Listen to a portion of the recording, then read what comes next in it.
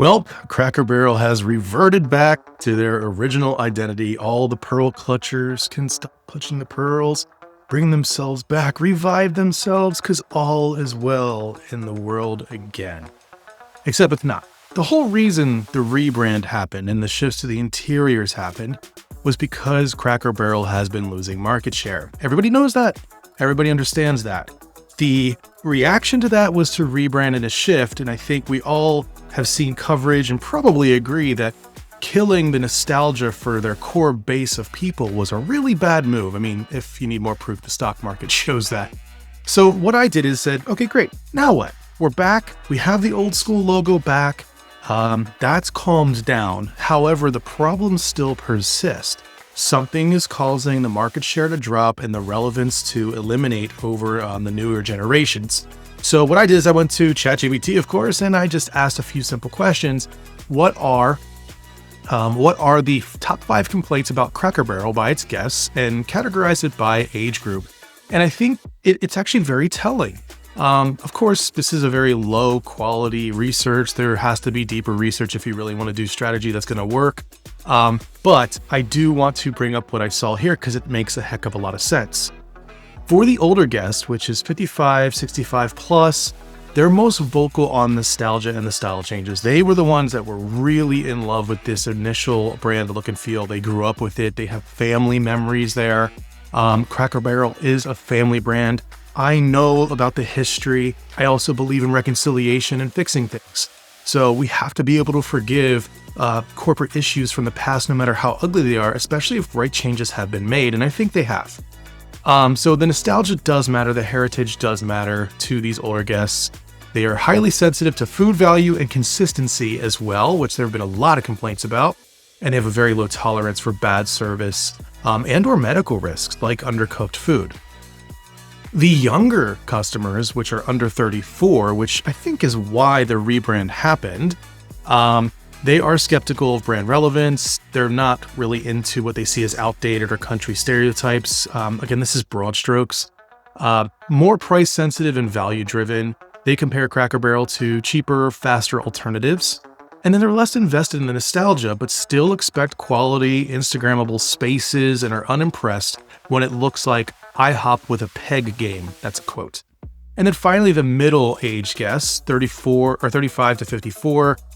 This group often straddles both worlds where they like the nostalgia comfort, especially for family meals, but they do kind of want something more modern with value and speed.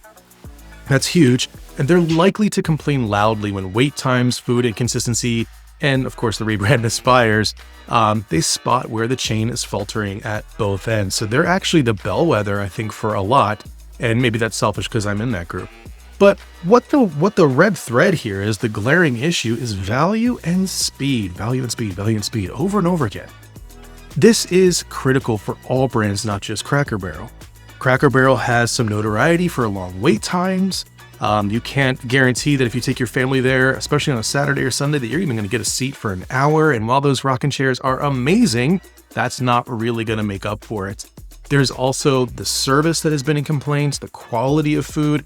All these things ladder up to the price. And when you look at the price that you're paying versus what you're getting, a lot of people are saying it's not adding up. So is a logo going to fix that, or a new identity? Absolutely not. And if you launch a new logo and an identity, even a digital experience, before fixing those core problems, it's going to be a waste of money because people are going to smell the BS real quick. It's the same old Cracker Barrel with the same old problems, just with a new set of clothes on it. And that's where you really can't be as a brand, especially in today.